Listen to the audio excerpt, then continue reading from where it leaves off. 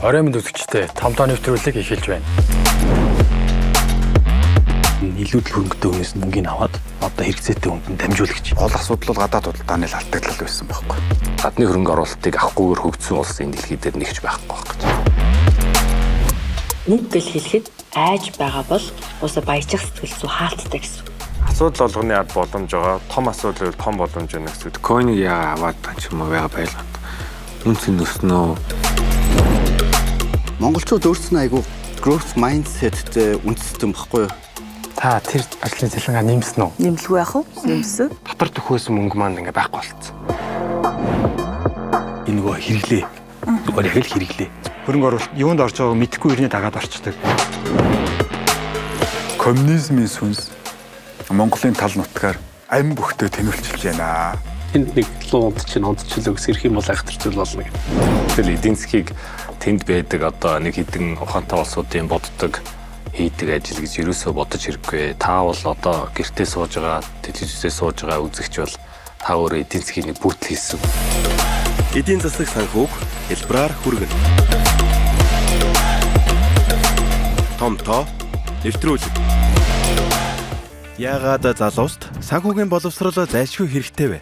Таны амьдралын хамгийн чухал шийдвэрүүд юутай холбоотой вэ? Сургуулаа төгсөөд ямар ажилд орох уу? Яаж цалин орлогоо нэмэгдүүлэх вэ? Эсвэл сурахаар гадагшаа явах уу? Хэрхэн өөрийн гэсэн байр, машинтай болох вэ? Ирээдүйд тэтвэртэй гараад амар тайван амьдрахын тулд одоо хийх алхамтай нь юу байх вэ? Эдгээр чухал шийдвэрийн цаана нэг л зүйл бий. Мөнгө, санхүү.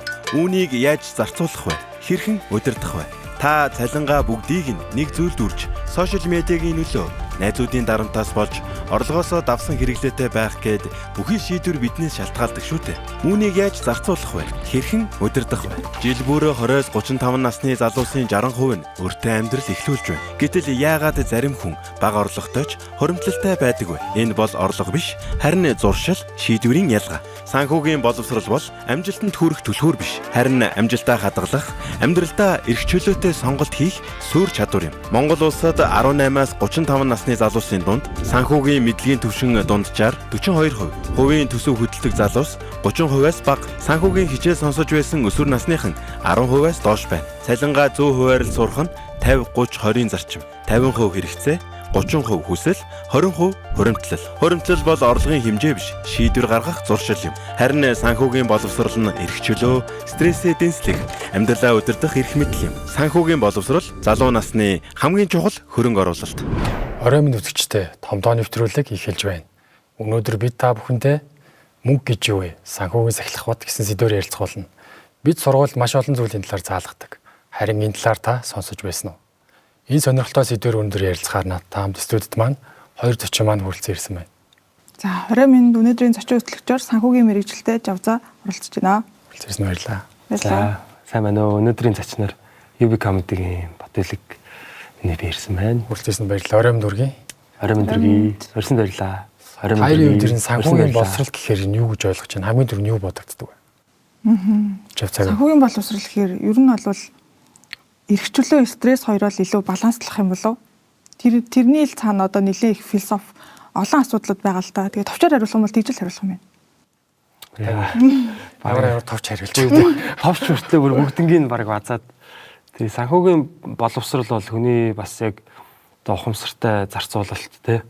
Одоо яг өөрийнхөө тэр олж байгаа болон зарцуулж байгаагаа л ер нь тэрэн дээр ухамсартай байхыг хэлдэм болов. Тэгээ дээрэс нь яг нөгөө санхүүгийн хэрэгслүүдийг бас тэр мэдэгдэхүүн те ухагтуунуудыг бас мэдэх нь бас чухал юм болов гэж бодож байна. Миний хувьд санхүүгийн боловсрол гэхээр заавал нэг санхүүгийн те дипломтой мэдлэгтэй байх гэхээс илүү одоо өөрийнхөө мөнгийг, орлого зардлыг яаж хянж байна вэ, яаж удирдах вэ гэдг нь илүү чухал юм санагддаг. Энэ талаар юу гэж бодож байна? Тий. Яг харахгүй ер нь бол мэдээж чухал те орлого зардалчин бол нөгөө бид нар хэмжиж чадахгүй маа удирдах чадахгүй гэдэг үг байдаг шүү дээ. Тэгэхээр яг нөгөө ямар их үүсвэрээс би орлого орлоод энэ орлогын хэдийн их үүсвэртэй юм ч гэдэг юм уу те.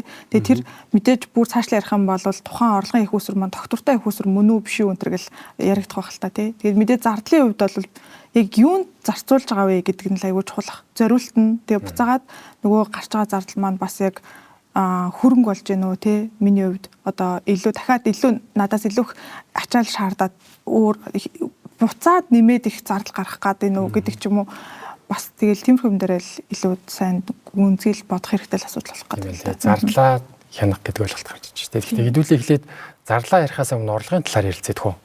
Ботагийн хувьд анхныхаа тэг яг өөрөө ингээд олж ирсэн орлогынхаа талаар. За анх 15 настайдаа эхчийнхаа хоолны газар ажиллаж үзчихсэн. Нэг 100-ны амралтаараа.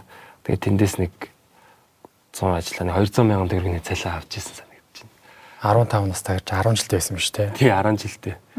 Яг тэр үед чинь юу байсан нэг 2008 он 7 сарын 1 ингээл нэг амар юм болж яг тэр 100 тэг ажиллаж исэн санд яг гинт зэрэг мэргүүд ингээл хотод тэ орж ирэл. Тэрнээс хойш бол яг ер нь баг 100-ны амралт болгоноороо аль болох одоо гэр бүлийнхнийхаа тэ бизнест ингээд туслаад оролцоод одоо зөөгч барменч гэх юм уу те иймэрхүү байдлаар бол ажиллаад ингээд жижиг бас орлого болт гэсэн. Нууц биш бол нөгөө ихний тэр орлогоо юунд зарцуулж ирсэн бэ? Тий би яг анхны яг тэр нэг цалин гар дээрээ аваад нэг өөртөө нэг таалагдсан нэг нарны шил авч ирсэн сан дээр Ray-Ban. Тэгээд тухайн үедээ бол яг өөрийгөө шагнаал анхны одоо нэг миний өөрийн олсон мөнгө гэдэг утгаараа те өөртөө бас нэг шагнал олгож авч ирсэн. Тэгээд бүх мөнгөөрөө ганц зүйл авсан гэсэн үг шүү дээ. Тий яг ер нь бол баг 170 мянган шилж байлаа баг нэг 200 мянган баг 170 нь баг тэрэнд явцсан санагдчихэв. Тэгээд яг тухайн үед бол сэтгэл хангалуун байсан. Тэгээд анхны цалин гэдэг утгаараа.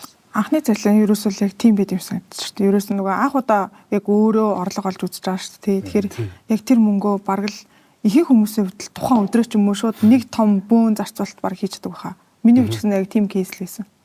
Энэ нөгөө ихний цалингаа те хүмүүс яг өөрийн олсон мөнгө одоо миний те зарцуулах хэрэгтэй мөнгө гэдэг утгаараа бас. Тэгээд яг хаа мэдээж амьдрал гэр бүл зохиогоо те ингээд явахар чи илүү хариуцлагатай зөвхөн өөрийгөө биш те ингээд гэр бүлээ авч явах хэрэгтэй болоод эхлэхэр чинь мэдээж илүү одоо нэг ухамсартай байх хэвээр те тэгээд одоо наазахын одоо юу гэдгийг те одоо энэ орлого зарлагаа хяндаг болж эхэлдэг юм билээ. Тэгээд анх бол яг оюутан сурагч явахдаа нэг тиймэрхүү тий ер нь өөртөө зориулж авч ирсэн. Жавцагийн хувьд юунд зарцуулж байсан? Би бас ер нь бол баттай адилхан байна. 10 жилдээ бас орлого олж исэн байна. Одоо хичээл хайжгаар дахиад өөр хичээл бичээл сургалт хийдэг байсан байгаад байна. Тэгээд тэндээсээ мөнгө олоод авсан цалингаараа бараг 100% нэртэй цүнх авч ирсэн санаж байна. Тэгээд гоё тий. Тэгээд нэр яг тухайн үед яг тэр мэдрэмж нь мөнгө гэдэг бол зүгээр нэг хэрэглээний одоо хэрэгсэл гэдгээс гадна гоё хүнийг ингээ баярлуулж болох өөрийнхөө сэтгэлийг илэрхийлж болох бас зүйл юм байна штэ гэдэг нэг тийм бас мэдрэмж авсан байна. Айгу гоё санагдчихс надад бол. Ихний орлого олсон тий өөрөө хөдөлмөрлөөд болсон. Та хоёр би зүгээр ингэж бодлоо ингээд ихний цалингаа аваад орлогоо аваад ямар нэгэн төлөвлөөгүй зүйл зарцуулсан гэж ойлгоод энэ зөв. Ихний эсвэл шил авахар төлөвлөсөн байсан. Тэр шилийг харин авъя гэж бодсон. Тий. Яг харж байгаа л. Би ч гэсэндээ ер нь бол эхнийхээ мөнгө олоод өөрөө үнэхээр цалин орлоготой болох юм бол тэгж хүн ээжийг баярлуулнаа гэж бодож байсан. Тийм. Тэгэл тэр үйлдэл хийсэн байх гэдэг. Ер нь хэр удаан хугацаанд тэр төлөвлөсөн бол ер нь аюу удаан бодсон болов уу? Бид нар ч угаасаа л мэдээж багтаа дандаа эцэг ихээсээ л нөгөө санхүү нь хамааралтай шүү дээ. Тийм болохоор одоо яг хамгийн гоё мэдрэмж нь нэг ч гэсэн удаа эсрэгээд яг эсрэг байр суурьнд очиж байгаа нэг тийм мэдрэмж авсан болохоор тэрийг ер нь бол нэлээд боцсон. Батагийн хувьд өөртөө зөрчилсөн юм шүү дээ. Тий. Тэгээ баяртай байна. Шил аавна гэ нийтэн урт хугацаанд төлөвлөсөн үү? Өө яг хаа ер нь нэх бас урт хугацаанд төлөвлөөг л дээ. Ямар ч байсан таалагдчихсан нэг юм аавна гэл. Тийм бодож байсан. Тэгээд яг хаа бас арцсангуу гайгүй те гэр орондоо хүнс ч гэтэвэ те тэр тал дээр бас гайгүй санаа зовох шаардлагагүй байсан болохоор ч юм уу те. Мэдээж өөр гэр бүлийн нөхцөл байдал маань өөр байсан бол бас гэртээ зориулах ч юм уу тийм байх байсан баг л та. Тийм тэгээд ямар ч өөртөө зориулсан. Тэгвэл одоо та хоёр ингээд цалингаа ч юм уу орлогоо ер нь ингээд зарцуулахаас өмнө төлөвлөдөг үү? Одоо бол мэдээж юу юм л да. Зарцуулалтан дээр бол тодорхой юм нэг аль хэдийн нэг юм арга барил суудсан байгаа юм уу? Яагаад тэгэхээр тэр арга барилаасаа жоохон дэлгэрүүлээд ярил. Тий, яагаад тэгэхээр яг уу товчхондоо ярих юм бол нөгөө өмнөх санхүүгийн одоо сахилга бот гэдэг талаасаа хувийн санхүү талаасаа ярих юм бол мэдээж яг санхүүгийн мэрэгжилтэй ч гэсэндээ маш олон алдаа оноо байсан гэх юм уу. Тэгээд тийм олон одоо алдаатай зүйлүүд байсан учраас одоо бол нэг тодорхой хэсэг нь заавал хуримтлал байх ёстой гэдэг ч юм уу тий. Зарцуулалтын дээр одоо жишээлбэл яг тогтмол мэдээж гарах зарлууд дээр бол тухайн зарлыг гаргана. Гэхдээ нөгөө сэтгэл хөдлөлөөр аль болох худалдаа авалт хийхгүй гэдэг айгүй олон ийм жижиг яг нөгөө арга барил хуваалцах юм бол айгүй олон арга барил байна.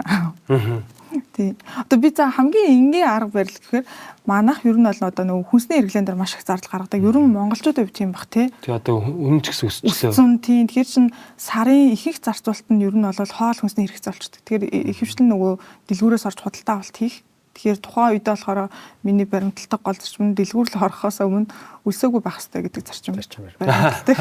Яа тэгэхээр тэрийг өөрөө одоо юу гэдгийг контролдож чадахгүй бол маш их замбрааг худалдаа авалтууд хийдэг гэдгийг анзаарсан. Тэнгүүт магадгүй тийм арга чиргэлдэг ч юм уу тий. Жавцагийн үед санхүүгийн удирдах сахилах баттай байх нэг арга нь бас дэлгүүр орохоос өмнө өлсөөгүй байх. Тийм.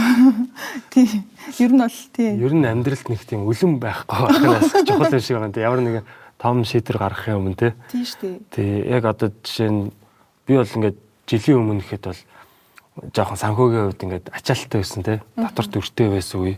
Тэр үед бол одоо ямар ч бараг ажил олцсон шууд бараг хий тий. Одоо хамаагүй мөнгө л олж ивэл гэсэн байсан бол тий. Одоо яг ингээд жоохон өрөө дарсны дараа бас арай өөр бас юм сэтгэл зүйтэй болчт юм билээ бас. Тийм миний хувьд бол бас нэг хэсэг бас нэг тийм юу бол явсан. Яа одоо энэ залуу одоо манай залуучууд ер нь л одоо тий ямар нэгэн одоо шийдвэрээр гаргахын өмнө бас сайн бодож үзэх хэрэгтэй тий. Гэхдээ яг хэцүү яг тулцсан газар бол тэгэл хүн чи яаж хийж байгаа л орлого олохын төлөө явт юм би.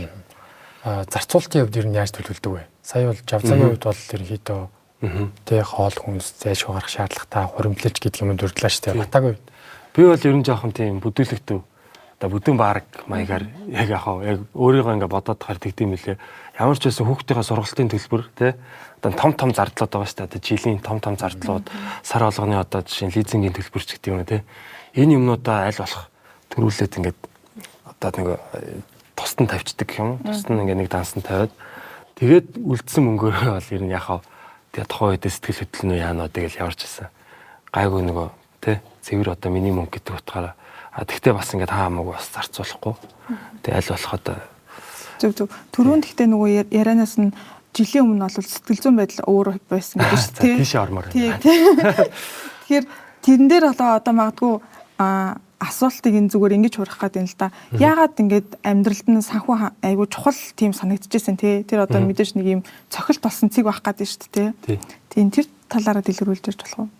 За болно. Тэгэл хүний амьдрал ч одоо янз бүрийн юм тохиолдсон тий. Миний хувьд бол би өөрөө бизнес эрхлэгч.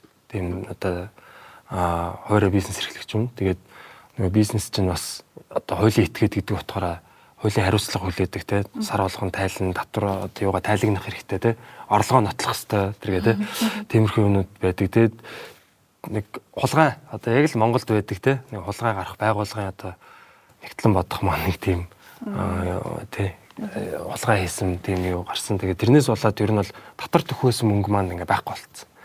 Тэгээ тэрэнгүүт чинь л ерөөс нь орж ирж байгаа орлого болгоноос ч одоо жишээ нөтийн татвар бол те орлого болгоны 10%-ыг авдаг. Тэгэл одоо манай одоо үйл ажиллагааны гол зардал нь бол цалин байдаг. Тэгэхээр нийгмийн татгалын шимтгэл байна тий. Хувийн орлогын албан татвар юу юм уу гэл ингээд ер нь бол их тийм татварт их зардал гардаг л та. Тийм байдалд хүргэсэн яг мэдээж тэр чинь бол нөгөө талаас шалтгаалсан одоо хулгай хэрчийн цалин ч юм уу тийм ямар нэг байдлаар дансны аргаар гэсэн санаа явж шít. Ер нь бол тэнгүүт яг өөрийнх нь зүгээс бизнес эрхлэгч одоо оунерын зүгээс те бизнес эрхлэгчийн зүгээс яг тэн дээр гаргасан алдаа нь юу байсан гэж харсан бэ сүүлд нь дүгнэхэд. Тийм миний алдаа бол яг би өөрөө одоо комеди гэдэг энэ урлагаараа те тайзан дээр өөрөө ярьдаг те тэгээд одоо хүмүүсээ ер нь инээлгчлээвэл олон хүн ирээд үзчихэл байвал ер нь одоо орлого олоод байна гэж боддог те сайн борлуулалт хийж гин тэгтээ тэр зарцуулалт болон тэр хяналт тал дээр ялангуяа тэр санхүүгийн хяналтан дээр би өөрөө жоохон сул байсан байлээ. Тэгээд яг хөө мэдээж тэр одоо юм нэг цоорхоо үүснээс болоод тэрийг хүн ашигласан. Тэгээд тэрнээс болоод яг хөө би өөрөө бол маш хөгжсөн гэж бодоод байгаа. Яг одоо санхүүгийн хувьд бол маш мэдлэгтэй болсон татвар тий одоо татврын систем яаж ажилддаг вэ? Иймэрхүү одоо мэдлэгийг бол яг гашуун туршлагаараа олж авсан. Тэгээд ямар ч байсан нөгөө хүнд тэр хулгай хийх орон зайг нь олгочих юм бол одоо ямар ч сайн хүн барыг хулгайч болчих гээд байгаа байхгүй. Тэ тэгэхээр яг бас өөрөө бас дэндүү итгэсэн ч гэдэг юм уу те. Тэгэхээр ер нь бүх гүйлгээ шилжүүлгээ өөрөө хянаж ах хэрэгтэй мэл ер нь захирал хүн ер нь хүн те. Тийм хүнд одоо өөрийнхөө банкны нууц цугийг өгөөд ингээд яаж болохгүй итгэж болохгүй. Тэгээ би дэндүү гинэн л байсан байгаа. Тэгээд сая бол ерөөдөө нөгөө бизнес эрхлэгчдийн талаас яриад шүү дээ. Хувь хүний хувьд бол магадгүй өөрөө бол яг тэр банкны тэр нууц өгөөч юм уу бол хүнд өгөхгүй байх байсан баг те. Тэр хэдүүлээ нөгөө хувь хүний санхүү гэдэг талаас нь илүү яриа л да. Хэдүүлээ ч өмнө бол яг орлогоо те хэрхэн зарцуулах талаар нь ерөнхий ярьлаа шүү дээ. Тэгээ магадгүй нөгөө зарцуулахтаа болохоор ирэмблэг дараалах гэдэг юм уу бол эхлээ шаардлагатай зүйлдээ зарцуулна гэхээс илүү яг зарцуулж байгаа зүйл маань юу вэ гэдэг дээр нь та хоёр бодож зарцуулдаг уу? Тэр худалдаж авч байгаа зүйл маань хөрөнгө оруулалт маань. Тий, ер нь нөгөө хүнжлийнхээ хэрээр хөлөөж ийн гэдэг шиг те. Би бол аль болох том хүнжлэлтэй байхыг хичээдэг. Те, том хүнжлэлтэй болохын төлөө явдаг гэх юм уу. Тэгэхгүй нөө зарцуулалтаа ингээд хит одоо тий танах ч гэдэг юм уу те. Миний одоо нэг үзэл бол нэг тийм байгаа даахгүй. Илүү хүн илүү орлоготой болох хэрэгтэй те. Өсөн дэвжих хэрэгтэй гэдэг. Тэгэхээр яхаа зарцуулалт тал дээр бол бас заримдаа жоохон хамаа замраагүй явчихыг бас бай. Зарцуулалт нь буцаагаад нөгөө орлого олдог тийм зүйл рүү өгсөн санаа бодчихгүй шүү дээ. Үндсэн зарчим нь бол яг тийм одоо хүн ямар нэг юм хүн чинь өөрөө бас бизнес гэдээ ер нь ойлгочих болно. Тэ? Тийм. Орц гарцтай те бид нар орлого зарлагтай. Хүн орлоготой байж одоо явна те ямар нэг ажил хийхгүй ямар ч орлогогүй эсвэл бүр үнэхээр л одоо нөгөө халамж авах үст тийм хүн биш бол те. Гэхдээ халамж авж байгаа хүн ч гэсэн бас тодорхой хэмжээний орлоготой байх хэрэгтэй гэж би итгэдэг байхгүй юу? Чадлаараа. Хүн яагаад гэвэл тэрнээс өөрийн тэр нэр төр одоо нөгөө хүний dignity гэдэг те. Тийм зүйл одоо бий болдог. Өөрийн гэсэн санхүүгийн жоохон юм одоо хараат бус байдлыг олж иж те. Тийм тэгээд яг хов хүн ч гэсэн одоо нөгөө олсон жоохон орлогоороо тэрийг шууд ингээл зарлага болгоод өр төлбөр одоо нэг liability гэж ярьдаг шүү дээ тий. Хүнд ингээд дандаа юм ачаал үүсгдэг. Сар болгон зардал үүсгдэг юм хөдөлтөж авахгүй. Аль болох тэрүүгээрээ буцаагаад нөгөө хөрөнгө гэдэг байгаа. Одоо монгол хэлэн яг энэ хөрөнгө гэдэг үг бас их гоё таарч ин л да. Яг гэвэл одоо нөгөө сүүний хөрөнгө тий. Тарганы хөрөнгө. Тэр хөрөнгийг чи аваад дахиад тараг үүсгдэг шүү дээ тий. Тэгэхээр дахин баялаг үүсгдэг зүйлийг ер нь хөрөнгө гэж би ойлгоод байгаа. Тэгэхээр яг хөрөнгө үүсгэх зүйл рүүгээ хой хүн маань одоо хөрөнгө оруулал тий өөрөө хамгийн том одоо баялаг байгаа шүү дээ хүн чинь. Тэгэхээр өөрөө эрүүл сарвал байх хэвээр мэдлэг ур чадвартай байх хэвээр байна тий. Тэгээд одоо өөр одоо холбоо сүлбээ тий. Тийм байх хэвээр л гэж. Тийм байна. Тэгэхээр батагийн ерөнхий яриад байна. Тийм ээ. Санааг нь би бол ингэж ойлголоо л доо. Хүн угаасаа тодорхой хэмжээнд орлого олж байгаа тий. Тэгээд тэр олсон орлогоо нөгөө талд нь зарцуулахдаа зардал гаргахтаа тэр зардал чинь зардал биш буцаад бас орлого олдог зүйл байгаасаа гэсэн санаа яваад байгаа шүү дээ. Би зүгээр батагийн үед ингэж хараад байхгүй. Орлогоо олон болох нэг боломж нь юу байсан гэхээр өөрийнхөө сонирхол те даваа тал дээрээс суурлаад дараагийнхаа орлогын боломжуудыг өөрөө бий болгосон. Тий, ер нь тэр нэг олон тийм шатлал байд юм шиг санагцсан. Одоо би нэг орой нэг хүмүүсийн урд ярих те. Тэрийгээ би жишээ нь камер түрээслээд ч юм уу бичлэг болгоод дараагийн төвчний бүтээгдэхүүн болгох ч гэдэг юм боловсруулах. Түүхийн эдийг боловсруулад ингээд үнцний нүсгдэг шиг энэ тухайн одоо өөрийнхөө хийж байгаа тэр үйл ажиллагаагаа яаж илүү олон хүнд түгээх үү тэ зөвхөн нэг л одоо байршилт байдаг нэг дэлгүүр бол тэр байршилтай л байна тэ тэгэхэд олон салбар дэлгүүр болоход ямар одоо юу болох вэ тэ гэхдээ тийм болохын тулд ямар хөшөөрөг ашиглах вэ тэргээл бас хөшөөрөг энэ төр гээд нэлээд жоохон мэрэгжлийн ойлголт нэлээд сайтай байгаа шүү дээ. Энэ болохоор би болохоор ойлгохдоо илүү нөгөө цар үрийг нэмэгдүүлэх гэсэн санаа яваад байгаа юм шүү дээ. Тийм. Одоо залуу хүнд бол хөшөөрөг гэвэл цаг хугацаа байна тий. Бидэрт эрч хүч байна тий. Залуу нас тий. Одоо иймэрхүү ур чадвар байл ур чадвараас хөшөөрөг болж болно. Ер нь ямар нэгэн одоо илүү үр дүн гаргах тий. Тэр түлхэц үржүүлэх тэр одоо хэрэгсэл нь юу болох вэ? Зарим хүмүүс мөнгө байна те. Хөшөөрөг шууд мөнгөөрөө одоо юу гэдгийг хөрөнгө оруулалт хийгээд ингээд өөрийнхөө хугацааг одоо те өөрөө 50 цаг зарцуулахгүй 50 хүнийг нэг цаг зарцуулдаг ч юм уу те. Иймэрхүү байдлаар бас ингээд цаашаага арай өргөн сэтгэгээд явах боломжтой. Гэтэ эхлээд бол хүн яг нэг юмыг хийж сураад тэр ур чадвар дээр нэг орлого те олдог болоод тэрийг яаж илүү дараагийн түвшинд хийх вэ? Одоо зүгээр яг гүйцэтгэгч байсан бол яаж менежер болох вэ те? Гүйцэтгэгч нарыг удирддаг. Менежер байсан бол яаж тэрний дээдлийн одоо төвшин менежерүүдийг өдөрддөг хүн болгооч гэдэг юм. Тэгээ сайн нөгөө цаг хугацаа ажилгаа ярьж чинь нэг ийм үг санаанд орлоо нөгөө та хэрвээ унтчих та мөнгө олохгүй бол тий хүн хөтлөө ажилламжлаа нэг ийм үг өгдөг санаж байна уу? Тий. Сая бол би зүгээр Батагийн санаас тэгж ойлголоо л да. Та ингээд өөрөө ингээд цаг хугацаагаа зарцуулаад ажиллаад олох нэг орлого байгаа тий. Тэрийгээ илүү ингээд цар өрөөг нь өргөжүүлээд, хөшүүрэгдээд дараагийнхаа өөрөөсөө хамааралгүйгээр орлого олж яадаг тэр их усүр сорсыг бүрдүүлээрэй л гэсэн санаа яваад байгаа шүү дээ. Ер нь тий одоо заавал нөгөө нэг юм тогтсон юу гэдэг юм ухаалгаар хийж болно гэдэг тийм нэг юм үзэл бас байгаа даа. Одоо өөр хүмүүсийг бас ингэж санхүүгийн эрхчлүүлэнд бас хүргэе гэсэн те. Тэгэхгүй би нэг л юм хийгээл ингээл нэг жижиг байгаад байх гэсэн биш те. Өшөө цаашаага олон хүмүүсийг бас юм санхүүгийн эрхчлүүлэнд хүргэх юмсан. Тэгээ ер нь бол нэг тиймэрхүү бас нэг тийм үзэл баримтлал байд юм аахгүй. Тэгээд сайн нөгөө ярианаас сонслоо л та би нөгөө Батаа яг ингээд нөгөө ингээд хүмүүсийн үзэгчдийн өмнө гараа те. Одоо ингээд яриа те. Үзүүлээд гарах тэр үед бол яг өөрийнхөө цаг хугацааг зарцуулж байгаа. Тэгээ сая хэлсэн шүү дээ нөгөө тэр хэсгийг бичлэг болгоо те. Одоо ингээд телевизүүдэд бод ингээд зараад үзээд хүмүүс мөнгө олж байгаа хэсэг чинь болохоор Батаагаас цааш бол хамаарахгүй явчихж байгаа те. Тий яг хөө тэр бол одоо нөгөө миний оюуны өмч болоо л те. Тэгээ тэрийг одоо илүү үржүүлээд тий өөрийгөө одоо үржүүлчих чинь л гэсэн үг шүү дээ. Өөрийгөө цахим хувилбар болгоод те. Тэгэхээр одоо ямар ч мэрэгжил төр бас тийм байж болно. Одоо зүгээр тоогооч байж болно те. Тэгвэл тэр хүн өөрөө сэтгээд тоогоод одоо менюга боловсруулж болно шүү дээ. Тэр менюгээр одоо юу гэдэг өөр ресторануудад менюга зардаг ч юм уу эсвэл өөрөө зөвлөхөөр ажилдаг ч юм уу те. Тэгэхээр ер нь бол нөгөө яг хаа энэ зам өсөн дэвжих талаар л юм яриад байгаа шиг байна л да те. Түрүүнд нөгөө хэлсэн шүү дээ. Тэр нөгөө нэлээд том одоо гарцтайгаар гэх юм уу санхүү ямар чухал юм бэ гэдгийг ойлгосон гэсэн шүү дээ. Тэрнээс хойш бол бас нөгөө өөрт нь ирсэн зүйл нь бол тэрлүү маш их анхаарлаа хандуулсан учраас илүү тэр талаараа хөгжсөн гэх юм уу те. Тийм тэнгүүт тэрэнд одоо ер нь бол яг тийм одоо нөлөөсөн хүн гэж байгаа юу? Одоо тийм мэдээж манай нэгтлэн бодох маань нэггүй. Намайг санхүүгийн боловсролтой болох хамгийн үнэтэй сургалтыг бас бэлгэлсэн байгаа. Гэхдээ мэдээж нөгөө манай залуу бизнес эрхэлж байгаа ч залуучуудад одоо бид нар чинь бүгд бас ингээл нийгмийн татгал төлж байгаа тий татвар хувийн татвар төлж байгаа. Тэгэхээр бид нар аль хэдийн юм санхүүгийн нэг татварын одоо энэ харилцаанд орчиж байгаа байхгүй. Тийм тэгэхээр яг энийг бидэрт бас хангалттай зааж өгдөггүй юм байлээ гэдгийг бас ойлгосон. Ер нь санхүүгийн боловсрол бидэрт ер нь 10 жилд ер нь хийн өгчээлээ тий бараг одоо байхгүй тий. Тэгэхээр ингээд улс маань өөрөө эн чинь татвар төлөгчдийнхаа тий татвараар орлого одоо төсвөө бүрдүүлдэг мөртлөө татвар төлөгчдөө ихсгэх татвар төлөх нь яг ямар ач холбогдолтой юм яаж татварын өрөнд орохгүй байх уу гэдэг юм уу те яаж одоо гэмт хэрэг хийхгүй хууль бус юм хийхгүй байх уу гэдэг талаас нь боловсрал олох тэр тал дээр бол их дутмаг санагдсан. Тэгээд өөрөө ер нь бол яг өрөнд ороод те өөрөө татварын дуудаг те одоо ингээд юм тайлан байлан гаргаж сурах одоо тэр бүх юмыг бол бизнес эрхлэгчид өөрөө тэгээд яг юм нөгөө хатуу амьдрал дээр сурсан. Тэг амьдрал дээр сурсан. Өөрөө одоо өрөнд орж ижинхэн мөнгөөрөө одоо шатчихийж те тэгээс сурсан. Тэгээд ер нь бол жоохон дутмаг байд юм байна гэж л ойлгосон л доо. Тэгээд асуулт нь юу лээ?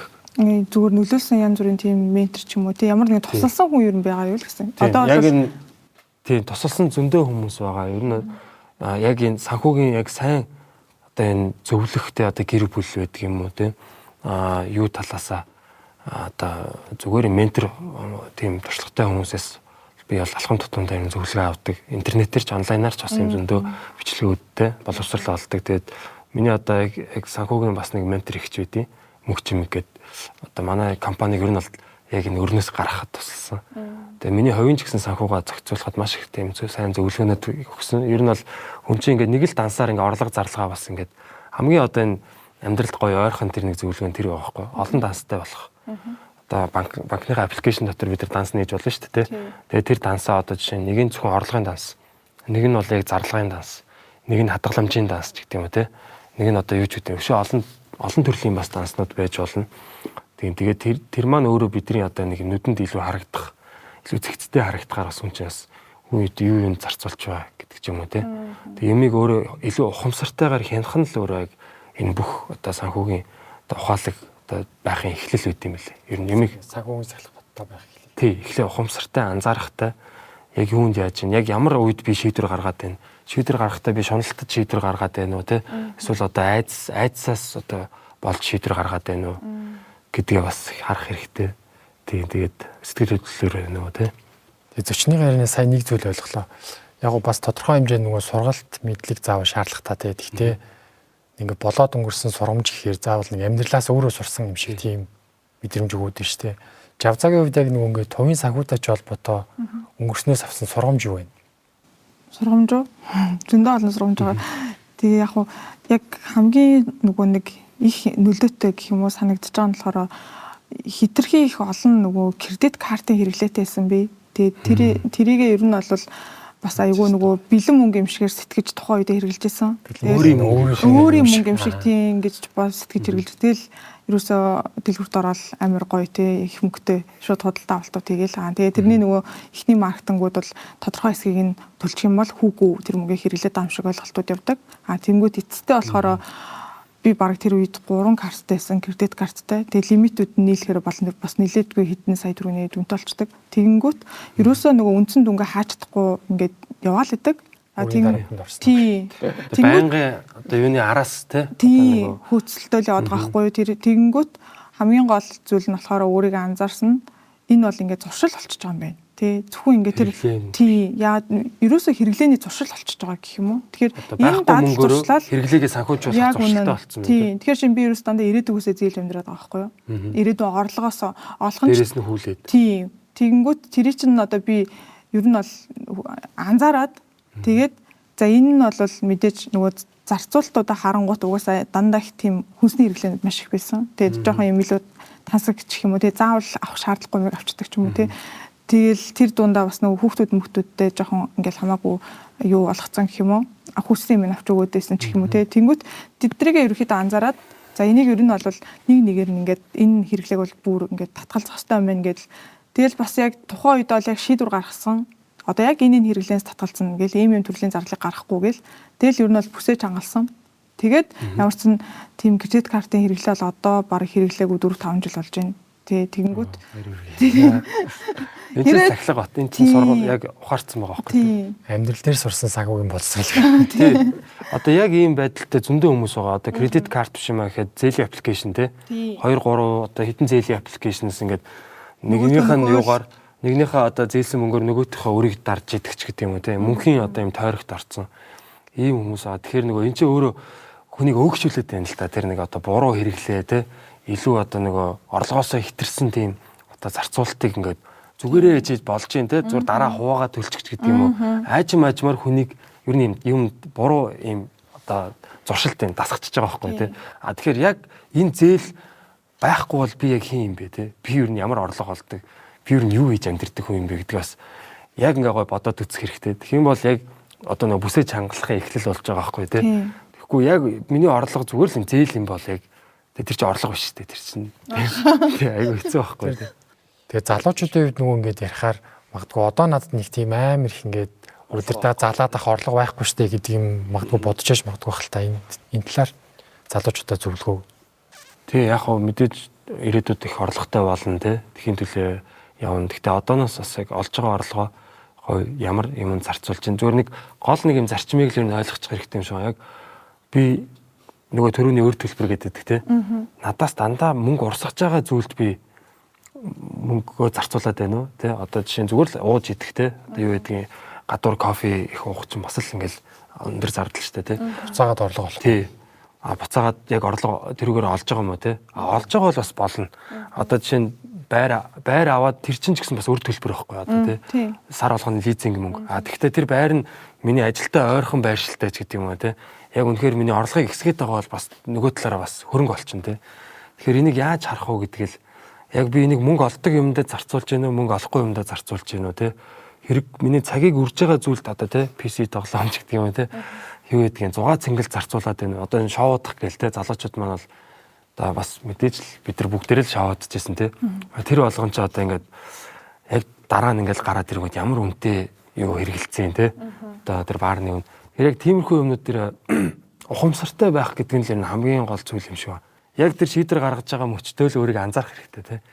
Би нэг яг ямар зорилгоор, ямар шалтгаанаар би энэ мөнгийг гаргах гэдэг. Гэтэ сайн ингээд хэдүүлээ ярьлаа шүү дээ нэг за магадгүй копи явах гэсэн машин худалдаж авах, орон сууц худалдаж авах гэдэрсэн. Гэтэ ингээд тэр зардал нь угаасаа ижилхэн байж боловч яг буцаагаад тэр зарцуулалтаас орлого олж гинүү те. Дараагийн нөгөө үр дагавар нь хамаарат ахшгүй шүү дээ ойлгож байгаагаар. Магадгүй яг нэг ажил хэрийн хилцээр хийгээ те. Үнтэй кофе уугаад ажиллаа бүтээсэн бол орлого. Тийм. Тэгж амар детальчлж жоохон бас ярихаар жоохон сонирхол болох юм шиг санагдаад байна л да. Тэгвэл за яг машин дээр хэдүүлээ жишээ авъя л да. Машин гэхээр аюу хүн болгоно аюу ойрхон сэдв шүү дээ. Тэгэхээр зүгээр миний асуулт юу гэхээр ямар тохиолдолд машин худалдаж авч байгаа зардал ямар үед хөрөнгө оруулалт вэ? Яг одоо таны цагийг хэмнэж байгаа бол би бол хөрөнгө гэж бодож байна. Цагийг хэмнэж байгаа дээрэс нь мөнгө оруулж ирж байгаа бол тий. Одоо орлогыг тань нэмэхэд тус болж байгаа бол энэ хөрөнгө болж байгаа. Одоо сарын одоо тэр машины зардлаасаа давсан орлого орж ирээд байгаа бол тий. Тэр машины ачаар тийм ээ тий. Олж байгаа зардлаа гаргаж байгаа зардлаасаа илүү орлого танд авчирч байгаа бол гэсэн үг шүү дээ. Тэр машиныг одоо жишээ нь би унаад UB cab тий жолооч хийж магадгүй эсвэл машинаа түрээсэлж хийж магадгүй тий. Энийг яг бизнесийн үйл ажиллагаанд зарцуулж байгаа бол эсвэл яг хөө миний хувийн юун ч гэсэн ингээд би хол амьдэрдэг ч юм уу тий. Гэхдээ одоо манай Улаанбаатар ч бас машин өөрөө одоо баг машин өөрөө энэ төгжрэлттэй ингээд хөдөлж чадахгүй бидрийг улам цаг өрөх тийм хүчин зүйлж болоод байгаа. Тэгэхээр бас энэ дээр бодох хэрэгтэй. Зүгээр сар болгонд энэ машин зүгээр л лизингээ төлөвлөж юм уу эсвэл бензин тий ингээд зардал гаргаад байгаа бол энэ бол үр төлбөрөө таны одоо танд ачаал үүсгэж байгаа гэсэн. Тэгэхээр яг энэ өөрөө тэр мөнгө оруулж ирж гинөө эсвэл мөнгө урсгаад байна уу гэдэг энгийн л нэг тийм шалгуураар харж байна. Шалгуур айгүй энгийн биш те. Тэгвэл дараагийн асуулт юм бэ. Та хоёр нэг машин худалдаж авах гэж байна. Тэгвэл яг саяныхаа хэдүүлээ ярьсан жишээг жоохон дэлгэрүүл яриа л да. Машин худалдаж авах чагаа. Нэгдэх сонголтондоо яах вэ гэхээр мөнгө хоримтлуулаад байгаа машиныг худалдаж авах нэг сонголт байна. Хоёр дахь нь зээлээр аваад дараа нь болохоор зээлийг төлөх гэсэн сонголт байгаа. Та хоёрын хувьд алийг нэх? За миний хувьд бол хоёр дахын ер нь дандаа сонгож исэн. Тийм зээлээр аваад зээлээ төлөх гэх юм уу. Яг уу ер нь бол илүү тий өндөр үнэтэй гэх юм уу. Нэгдүгээрт нь үнийн дүн өндөртэй юмнуудыг одоо хуримтлуулаад авах ч бас хугацаа орчиж байгаа шүү дээ. Тэнгүүд одоо аваад ашиглаад илүү үн цэнэ бүтээгээд гэх юм уу. Тэгээд тэрнийхээ хэрээр мэдээж хэрэглээний зээл учраас өндөр хүүтэй авчраас аль болох хурдан түлж дуусгая гэдээ арай илүү хичээж ажиллаад арай илүү орлогоо олно гэдэг тийм байдлаар харах ч юм уу тий. Би бол ихвчлэн яг тэр талаас нь хардаг болохоор тийм тэр сонголтыг хийдэг. Би ингээд зүгээр жавцаагаас ярианаас бодохоор өөрөө тийм нэг хуримтлуулах дадалтай биш зарцуулах дадалтай хүмүүс ингээд хүчээр ингээд за одоо зээл авсан юм чи төлөхгүй бол яаж хийж байгаа төлөхгүй бол бүгд сонголт хийдэг нэг тийм бас нэг хандлага байгаад идэг ш тэ. Хуримтлуулаад авъя гэхээр магадгүй нэг ингээд юу гэмдэ санхүүгийн сахилга бат зорилго нь өрөхгүй ч юм уу тэ. Тэр энэ хүний нөгөө хүний л бас яг онцлог байх те хүний сэтгэл яаж тархин ажиллаж байна те. Одоо манай нэг найз бол яг би лизингүүдээ төлөө дууссан чи би амар хийцгүүрчлээ гэдэг байхгүй те. Өмнө нь бол ингээд 2-3 лизингтэй байр машин өдр байхад бол одоо их тийм те дайчин хөдөлмөрч байсан те. Одоо ингээд яатсан чи нэг юм сагуугийн дарамт мэдрэхдэггүй. Жоох нэг юм назгаараад байгаа ч юм шиг гэдэг. Тэгэхээр найзтай одоо тэгвэл чи хоримтлуулаач гэдэг зөвлөгөө өгөх хэрэгтэй юм шүү. Тий одоо би тухайн үед тэр зөвлөгөөр нь өгөх хэрэгтэй байсан юм байна. Тийм ээ. Тэр нөгөө сагуугийн сахилга бат гэдэг зүйл яригдчих ш тэ. Тэр нөгөө хүний залуунаас хүүхэд байх гээд нэг юм нэмээд болохоор сагуугийн сахилга баттайгаа ярьж чинь ийм санаанд орж байна. Ихэнхдээ нөгөө ингээд дийлхтэй залуудаа баяцсан хүмүүс ингээд буцаад бас нөгөө алдаа гаргаа те. Илүү нөгөө өрийн дарамтнд орох магадлал байдаг ч гэдэг юм. Бидний одоо хамгийн ойрын жишээ сайн мэддэг жишээ бол нөгөө саксны том одууд биш те ингээд амар залуугаараа том гэрээ хийгээд тэгээд тэр нь өөрт нь буруу зүйлд нөгөө зардал гарах зүйл зарцуулснаас болоод илүү амьдралын дараа нь хэцүү болсон ч гэдэг юм жишээ юм байдаг. Батаагүй сакс сонирхдаг бах те. Сонирхон. Тэр нь жишээнүүдийг бол зөндөө мэдж байгаа. Тийм мэдчихэ. Тэгээ тэрэн дээр бол яг одоо юу талын жишээ ч байна те. Одоо амжилтгүй тий бүтлгүүцсэн жишээ ч байна, амжилттай байсан жишээ ч байна те. Одоо нэг хоёр сакс ч юм байлаа гэхэд нэг нь бол за хоёулаа сая долларын гэрээ хэлээ те. Тэгэхэд нэг нь бол шууд том хаус авчдаг ч юм уу те. Нэг том Ferrari авчдаг те. Ингээ яадаг. Гэтэл нөгөө залуу нь одоо юу гэдэг чинь те. За сая долларынхаа гэрээ хэлээ. Шууд хаус авахгүй те. Одоо юу гэдгийг өөр дээрээ яг зарцуулж болно. Өөрийгөө мэдээж өөрөө гол орлого их үүсгэр юм чи те. Тэгвэл яаж илүү одоо өөрийнхөө брендийг нийтийн үн цэнийг өсгөх үү? Тэрүүгээрээ би өөр реклам брэндүүдтэй хамтарч те орлогын их үс рүү яаж олон болгож төрөлжүүлэх үү? Тэгээд тэр олсон тэр мөнгөөрөө дараа нь жинхэнэ бизнест өөрөө ажиллах шаардлагагүй өөрөө мөнгө олдог тийм бизнес рүү хөрөнгө оруулсан те. Одоо жишээ нь Шакил Онил 80-аад авто угаалгын газартай те хитэр ресторантай ч гэлээ баг маш олон тийм салбар юм ерөөсөө өөрийнх нь тийм нөгөө салбар биш байхгүй талбар биш те өөрөө сагсчин одоо ийм спортсмен хүн байсан гэхдээ бүр ингээд жирийн нөгөө нэг амьдралын өдөр тутмын одоо хүмүүсийн яг хэрэгцээтэй байдаг ийм бизнесүүд рүү өөрийнхөө тэр брендийн үн цэнээр орж ирээд ингээд ороод ирж байгаа те тэгэхээр яг тэн дээр бас ухаалаг тийм одоо мэдээж зөвлөгөөнүүд бас авсан байна те тэгээд бас шийдвэрүүдийг гаргах тийм ухаантай л байсан байна л та. Нөгөө одоо жишээ нь гэвэл бас яг л тийм те баахан зардал гарах том худалдаа авалтуудыг авцсан байдаг. Тэгээд дараагийн улирал дээр нь гэмтэл авдаг ч юм уу те бэртэл авдаг. Маш эмзэг байгаа байхгүй те өөрийнх нь орлогыг хүсэр өөрөө бэртжүүлчих юм уу өөрөө ингээд ямар нэгэн асуудалд орчвол бүх одоо тэр орлого нь зогсохоор те. Тэгэхээр яг тийм одоо нэг бүх өндөгөө нэг сагсанд хийхгүй гэдэг шиг өөрөө олж байгаа одоо би эрүүл саруул залуу байгаа ч гэсэн хэзээ нэгэн цагт би тийм биш болно те. Ирч хүчгүй болно ч гэдэг юм уу те. Тэгэхээр би яаж өөр одоо юм боломжит их үсрүүдийг бий болгох өөртөө боломж бий болгох уу гэдэг талаас нь яг одоо залуучууд яг одоо наслэр нь бодож явах хэрэгтэй. Яг өөртөө залуу гэхгүйгээр тий. Тэрний мөнхөд залуу байна гэж бод. Хугацаа явах тусмаа нөгөө эргээд өөрт нь хөвөөж нь орлого нь илүү нэмэгдэнэ. Тэглээ яхаа мэдээж ухаалаг тийм юу хөрөнгө оруулалтууд руу тий. Тэгвэл бас яг одоо ингээл нөгөө манай инфляцид байгаа байлээ тий. Одоо ер нь тэгэл бас хэцүү шттэ хэрэн. Тэгээд яг би нэг Италийн нэг баян гэр бүлийн бүр ингээд 15 дугаар зуунаас хойш баян одоо тийм чинэлэг те хөрөнгөлөг байгаа нэг гэр бүлийнхний нэг зөвлөгөөг сонсч байсан. Яаж юм та нар олон үеийн юм чинэлэг байгаа юм бэ гэсэн чинь бид нар ерөөсөө 3 зүйлд хөрөнгө оруулдаг гэж байгаа. Газар, алт, тэгээ уран зураг гэж байгаа байхгүй. Ерөөсөө цаг хугацааны турш үнэн нь ондгүй зүйлүүд те. Тэгэхээр цаг хугацааны турш үнц нь унж байгаа зүйл бол дахиад нөгөө тий одоо яшиггүй хөрөнгө оруулалт байгаа байхгүй тий. Тэгэхээр газар бид нар дахиж үйлдвэрлэхдэггүй байх нь тий. Алт бол одоо ингээд үргэлж тий байгалийн одоо яг мөнгө бурхны мөнгө гэж явдаг. Тэгээ уран зураг гэж байгаа байхгүй тий. Италичууд бол дээр юусээ тэр уран зургийг бол одоо тий ингээд хадгалж тэрүүгээрээ бас гэж үнцэнтэй үнцнийг өсгөж явсан байна. Тэгэхээр монголчууд маань ч гэсэн бид нар юуг өвлүүлэх вэ те бидний энэ газар нутаг бидний одоо энэ нүүдэлж авах соёл нь эрүүл хүнс гэдэг чинь бас маш том өв хөрөнгө шүү дээ. Эрүүл агаарч гэдэг юм уу. Одоо юу гэдэг энэ өв соёлоор дамжуулж бид нар маш их одоо орлогыг олж болж байна те. Тэгэхээр одоо яг өөрсдийнхөө тэр цаг хугацааны турш илэгдэж хорогдохгүй зүйлүүд яг юу вэ гэдгийг бас харж залуу гэлтгүү одооноос яг тийм зүйлүүдтэй хөрөнгө оруулаад ингээ явах юм бол бид нар одоо юу гэдгийг дараачийн үедээ одоо сайхан зүйлүүдийг өвлүүлж болох нь байна.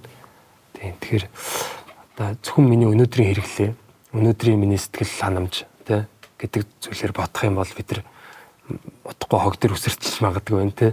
Тэгэхээр одоо бас урт хугацаагаар бодох хэрэгтэй байна гэж. Тийм тэгэхээр өнөөдрийн хэрэглээнээс илүү ирээдүйтэй үн цэн өсөх өөрт чинь болохоор хөрөнгө болох зүйл рүү аль залуу бахасаа л хөрөнгө оруулалт хийгээрээ тийшээгээ зардал гаргаарай гэсэн санаа хэлээд байна шүү дээ. Хөрөнгө оруулалтын багц нь ерөн портфолио гэж ярих юм бол юу юунаас бүрдэж байна? Сонирхолтой байдаг. Миний хувьд бол тий яг эхлээд бол би мэдээж яг бизнесмен байна. За тэгээд яг юунод байна? Газар байгаа. Би бас яг тэр нөгөө зөвлөгөөний дагуу бас газар авсан. Тийм тэгээд өөрийн гэсэн газартай. Тэгээд юунод байна? Янз бүрийн крипто валютууд байна. Тийм гэхдээ яг нөгөө яг ийм юу төслүүд биш. Одоо юу гэдгийг те.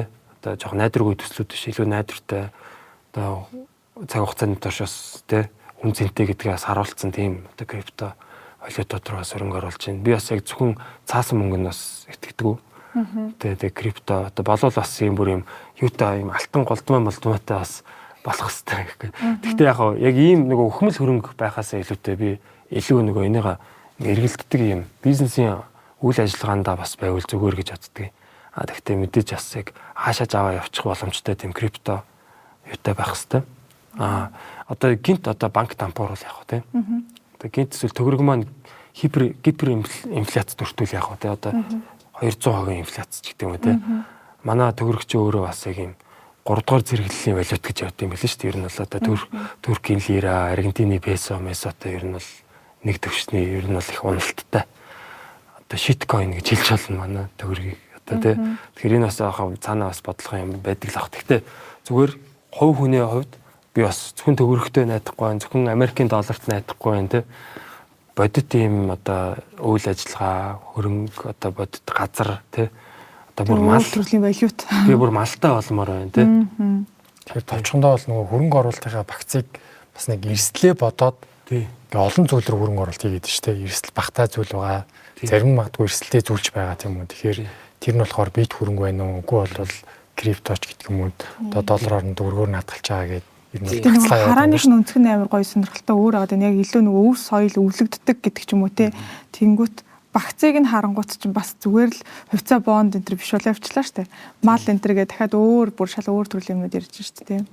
Өмнө нөгөө ярьжээс тэр нэг өөрөө ингээд яг бизнесээ эхлүүлсэн, санаагаа эхлүүлсэн гэдэг жааш тань бүр эхлээд явсан. Тэгээд хамгийн анхны ингээд хөрөнгө оруулалт одоо зүгээр ингээд эхэлжээснээ дурсаад хамгийн анхны хөрөнгө болгоч хөрөнгө оруулалт хийжсэн зүйл чи юу байсан бэ? Айгуу жижиг гэлтгүй эхлээ эргээ санал. Анх нөгөө комеди хийж эхэлж байхдаа би анх ол яг микрофон хөдөлж авч байсан. Яг л нэг өөрийн гэсэн микрофонтой болъё. Тэгээ нэг юм хөшиг яг одоо энэ бидний ард байгаа шиг нэг юм бүс варааны дэлгүүр орж агаад нэг гоё юм хөхөнгийн хөшиг хөдөлж аваад тэгээ тэр хөшгөө ерөөсөө ингээ энэ тэнд аваачаас наагаал микрофоноо залгаал ингээ ер нь нэг юм явдаг тайз яваал энэ тийм.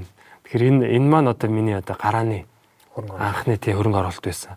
Маа нэг бас комеди хийдэг найз маань яг дараа нь нөгөө нэг хамт олон болчоод хэлчихсэн байхгүй. Би бас ингээд яг энэ комеди хиймээр байсан, хийхийг хүсдэг байсан. Гэхдээ би ингээд бүхэл бүтэн комеди клуб байгуулаад тий одоо нэг шөнийн клуб ингээд түрээслээд тэрийг одоо ингээд өөрсдийнхээр засаад тийм том хөрөнгө оруулалт оруулж иж эхэлнэ гэж дотроо ингээд бодоод байдаг байсан. Тэгсэн чинь нэг залуу зүгээр л паб дотор нэг давааны урд ярьж исэн гэж байгаа.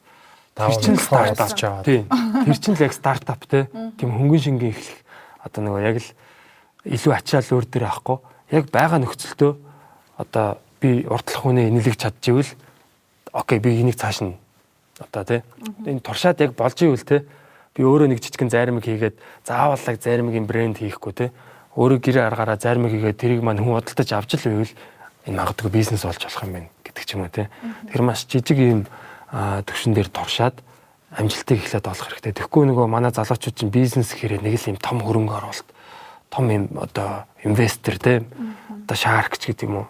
Үгүй заавал тийм байгаалгүй. Та жижиг хэмжээнд яг өөртөө яг өөрийгөө хэрэглэх гэж бодоод би өөрөө өөрийнхөө бүтээгдэхүүнүүдийг худалдаж авах байсан уу үйлчлэгийг худалдаж авах байсан уу гэдэг талаасаа бодоод ингээд хөнгөн эхлэх хэрэгтэй мэлээ. Анхны юу бол тийм байсан. Бас сонирхолтой байна Хүн хизээч ингээд даавуу худалдаж авчаад би нэгээр орлого олно доо гэж энэ мар бодохгүй хаа. Миний хувьд бол аюу сонирхолтой санагдаад байна л да. Хүмүүс одоо даавууг ч юм уу ингээ юу гэж бодлож авдаг гэхээр хувцс хийх ч юм уу ингээ арай нэг өөр зорилгоор ашиглах гэдэг нь шүү дээ. Тэгсэн чинь Батагийн хувьд болохоор даавуу худалдаж аваад микрофон худалдаж аваад тэр зардал нь яасан бэхээр хөрөнгө оруулалт болоо дараагийнх нь одоо өнөөдрийн түвшинд хүрэх эхлэн болсон гэхээр юу сонирхолтой санагдчих юм. Тийм их мөнгө шаардлагагүй зүгээр л би өөрөө миний цаг хугацаа миний одоо зүтгэл тэгээд нэг жоохон ухаан ажиллах тэгээд жоохон ичгнүүрг байхад л юм болсон даа гэх. Тэгэхээр залуучууд маань нэг жижиг гэлтгүй худалдаа авалт тэгээд энийгээр би яаж тэгэхэд дараагийнхаа орлогыг олох вэ гэж бодох. Тийм шүү дээ. Хэрэгтэй. Та гурил аваад мах аваад хоошур хийгээд одоо юу гэдгийг болно шүү дээ. Яг хөө тэгэхээр нөгөө нэг одоо комеди ч юм бол мэдээж одоо бол хүн болгоны мэддэг болсон шүү дээ. Тэгэхээр баг хэдэн жил чи 10-аад жил ч өнгөрсөн байгаа бах. Тэг анх ихснээс маш бол тэр дунд нь болохоор мэдээж нөгөө амир алдаатай гэдэг юм уу сорилттой хэцүү чаленжийн үед бол зөндөөлсөн баг тий.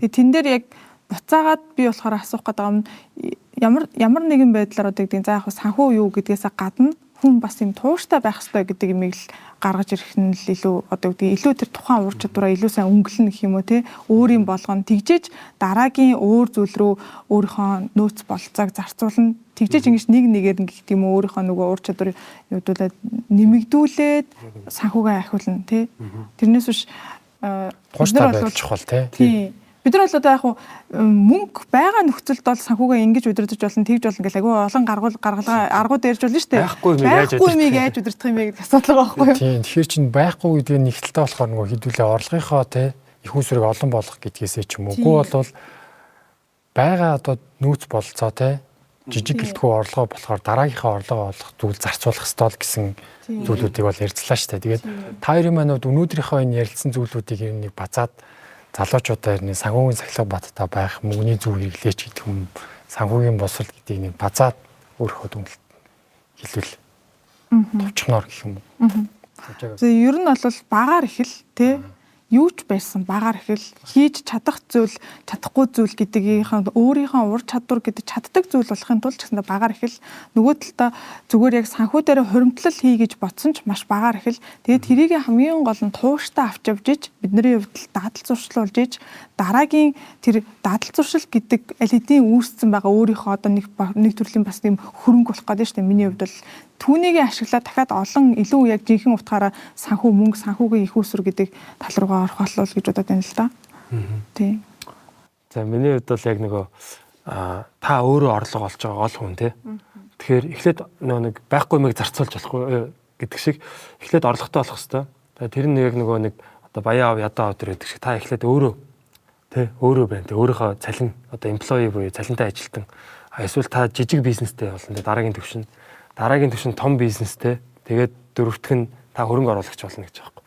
Тэгэхээр яг та хөрөнгө оруулагч болохын төлөө дээшигээ ер нь бол чиглэж явах хэрэгтэй. Ястай ч гэж мэдгүй одоо тэгвэл та дээшигээ явна тий. Тэгвэл яг аль нэг тал юунд байж болно л доо. Тэгвэл тэр олж байгаа орлогоо бас зарцуулахдаа нөгөө нэг хоёр яваа штэ.